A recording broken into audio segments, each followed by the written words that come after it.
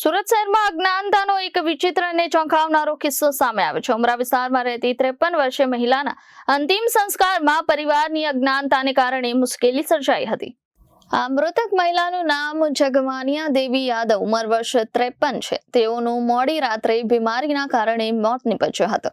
ત્યારે પરિવારજનો સવારે આશરે 7 વાગે મૃતદેહને અંતિમ ક્રિયા માટે ઉમરા સ્મશાન ભૂમિ લઈ ગયા હતા, પરંતુ જરૂરી મૃત્યુ પ્રમાણપત્ર એટલે કે ડેથ સર્ટિફિકેટ વિના મૃતદેહ લાવવામાં આવતા સ્મશાન ભૂમિ સંચાલન દ્વારા નનામી સ્વીકારવામાં આવી ન હતી, જેના કારણે અંતિમ યાત્રા ત્યાં જ અટવાઈ ગઈ હતી અને પરિવારજનો હેરાન પરેશાન બન્યા હતા। પરિસ્થિતિ ગંભીર બનતા અંતે પરિવારજનોએ મૃતદેહને સિવિલ હોસ્પિટલ લઈ આવ્યા, જ્યાં ફરજ પરના તબીબ દ્વારા અંતિમ વિધિ માટે જરૂરી પ્રમાણપત્ર આપવામાં આવ્યું હતું। ત્યારબાદ દાદનની પ્રક્રિયા પૂર્ણ કરી શકાઈ હતી।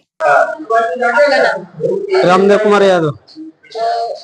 जो मरने वाले उनका नाम क्या है? जगमानिया देवी। क्या हुआ है? कहाँ लाए? वो सिविल में लेके आए थे, वो सूजन वूजन था, तो पेट का जो उधर उधर सब सूजन था, वो सूजन सही हो गया था।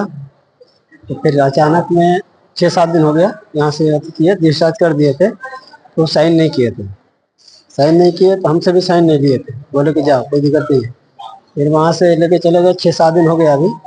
तो रात को ऐसा अचानक आया, दर्द ऐसा आया, तो बोला मेरे को पानी लाओ। पानी पीने के लिए दिया और पिया, फिर बोला कि मेरे को थोड़ा पानी तू दो, मैं उसको पानी दिया। बाद में यहाँ से कहाँ से लेके आए हो? ये वालक नगर से आशापुरी, मकान में कहाँ से? ये उमरा से।